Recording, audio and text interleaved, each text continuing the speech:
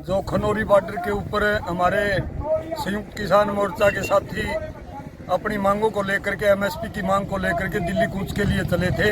हरियाणा सरकार ने national highway को खनौरी के अंदर और शंभू के अंदर बंद कर दिया और पंजाब की धरती के ऊपर पंजाब के किसान बैठे हुए हैं और हरियाणा सरकार के आदेश के ऊपर मनोहर लाल खट्टर जो हरियाणा के मुख्यमंत्री गृह मंत्री अनिल विज, उन्होंने आदेश जारी कर दिए इन किसानों को गोली से भून दो।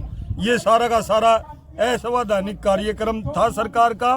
प्रजातंत्र का गला घोटते हुए, संविधान को खत्म करते हुए बेवजह अश्रु गैस के गोले जिसमें केमिकल युक्त पानी डाला गया था और प्लास्टिक की गोलियां दागी गई और अमेरिकन गन से हरियाणा पुलिस के द्वारा गोली मार करके बठिंडा जिले के शुभकर्ण गिल युवा किसान नेता को शहीद कर दिया गया।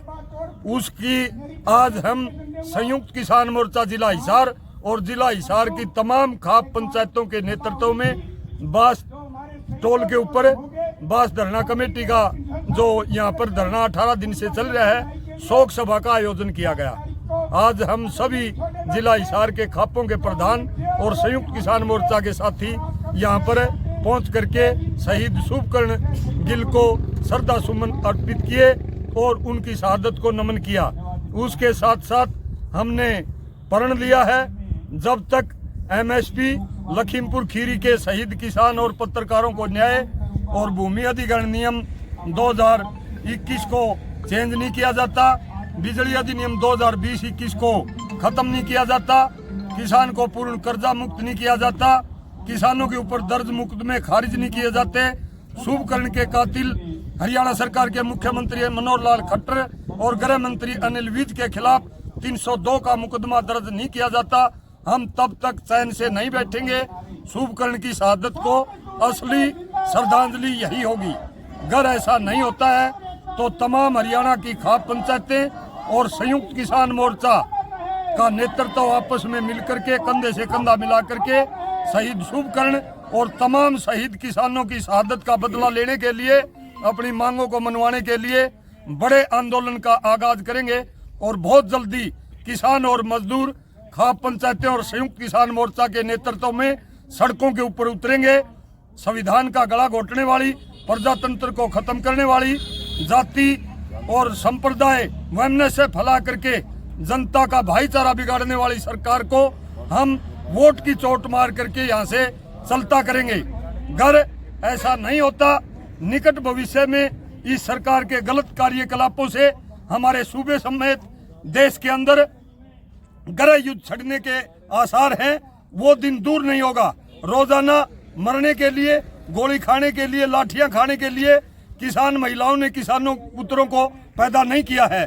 हम अपने अधिकार के लिए, अपने वजूद के लिए, अपनी इज्जत के लिए, अपनी जमीन के लिए, अपने जमीर के लिए, अपने अधिकारों के लिए लड़ाई लड़ रहे हैं।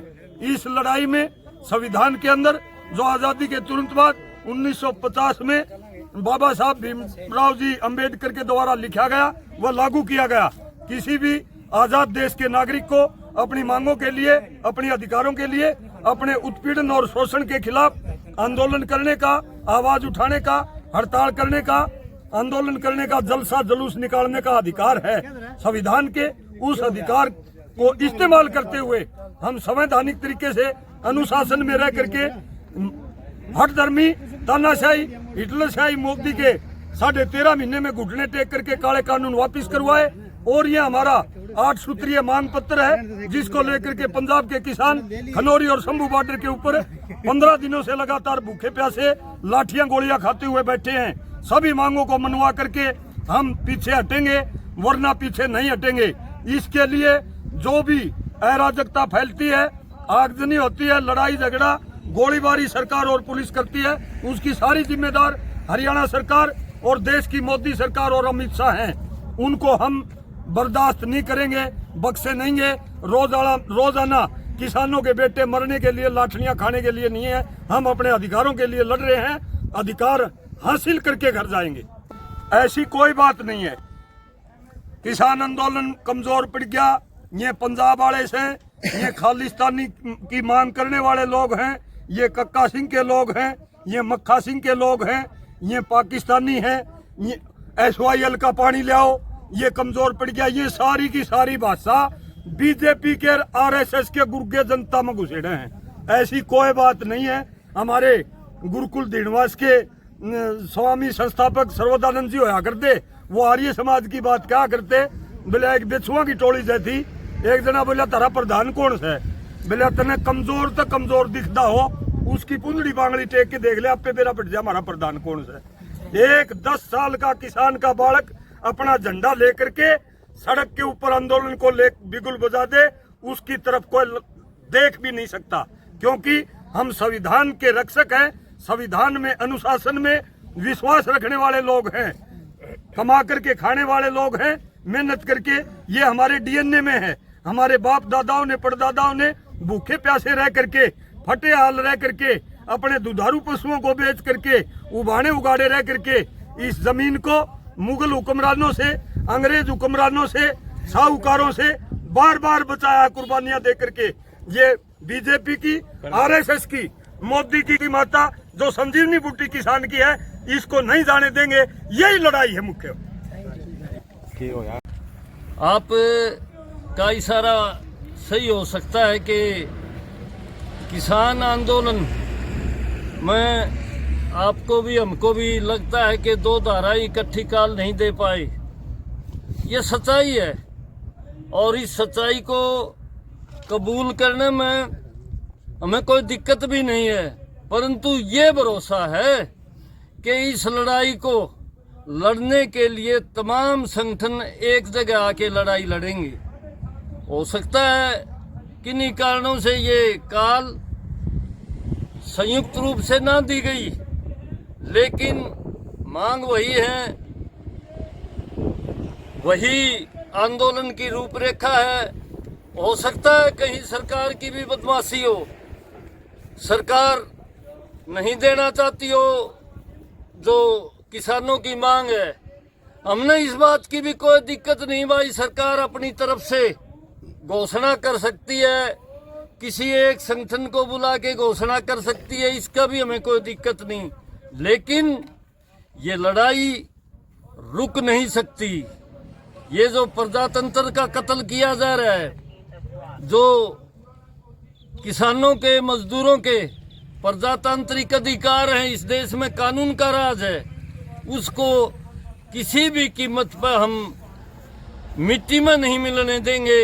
भाई शुभकर्ण की शहादत भी हमें ये एहसास करा रही है, याद दिला रही है कि अपनी मांगों के लिए, अपने अधिकारों के लिए हम लगातार इसी तरह लड़ते रहेंगे। किसान आंदोलन में ना कोई कमजोरी है, ना कोई ढिलाई है। ये जरूर कि थोड़ा समय की और इकट्ठी काल देने का अभाव हो रहा है। इस कमी को हम दूर करके जल्दी ही एक बहुत बड़ा मजबूत आंदोलन खड़ा करेंगे। और संयुक्त किसान मोर्चा है जिसका आंदोलन लगातार जारी था, सारे देश की राजधानियों में गया।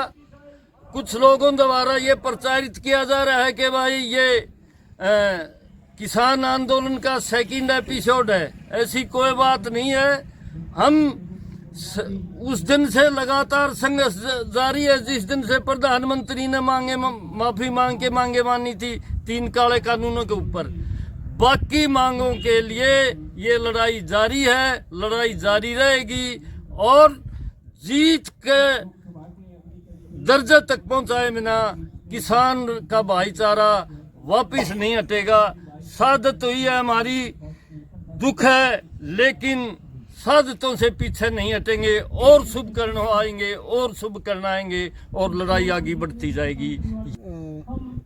हाँ, हो सकता है सरकार जो मीटिंग खेल रही थी, 4-5 दौर की मीटिंगें कर ली, इस दौर में सरकार ये सोच रही हो कि भाई हम बहला फुसला के इनके हमारी मांगे लगातार रहेंगी, संघर्ष लगातार रहेगा।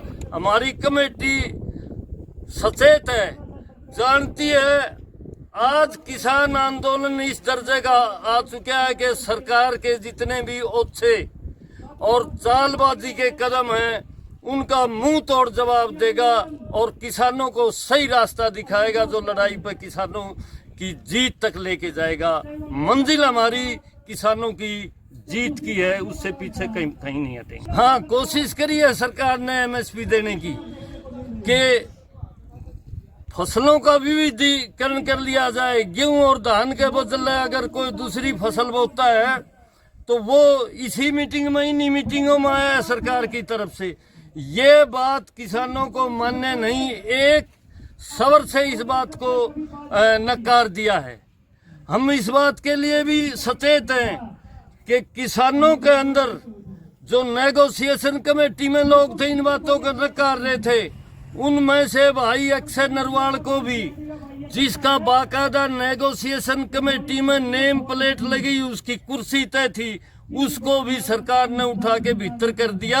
ये इसीलिए किया जा रहा है कि तरह तरह की बातें करके जो लड़ाकू लोग हैं, जो मांगों पर किसी तरह का समझौता नहीं करना चाहते, उन लोगों को भीतर कर रही है सरकार। ये भी हमने नोटिस लिया है, ये भी नहीं होने देंगे। लड़के उन साथियों को भी बाहर लाएंगे, ये भी हम समझते हैं, जैसा आप बता रहे हो। आज का कार्यक्रम यो है जी, ये तो आपने पता है, ये गूंगी बहरी सरकार ने जो देना है वो तो देना भी पड़ेगा, क्यों हम लड़ाई लड़ रहे हैं, हम इतने घर नहीं बैठते, इतने नहीं मिलेगा। फिर भी हमारे भाइयों ने गोलियां तो मारने का काम करें। शुभकरण जो शहीद हुआ है किसान, उसी का उसमें श्रद्धांजलि का सिस्टम आज हम बास टोल पर 18 दिन से लगातार धरना चल रहा है, उस पर उसको श्रद्धांजलि देने के लिए किया गया। वन वाले से भी बढ़िया होगा, हमने चाहे कितनी शहादत देनी पड़ो, शुभकरण रोज तैयार हो। इस सरकार ने बता देना चाहो हाँ कदे या नुमाइंदरियों पहले तो कमजोर होगा और आचार संहिता लग जाएगी, फिर हम बुका देंगे भाई हम नहीं दे सकते, आचार संहिता लगेगी, या आचार संहिता 10 साल तक लाई रखी हो, हम उठा को नहीं। जो हमारी मांग है वह पुरानी मांग है, वह लेके रहेंगे। इसने आश्वासन दे के वो दिल्ली तो ठाए थे भाई 1 साल के भीतर एमएसपी में दे दूंगा, तो हमने गारंटी कर उस उन बातों ने भी 2 साल से ऊपर हो गए। ये धरना ये 14 तारीख से स्टार्ट है।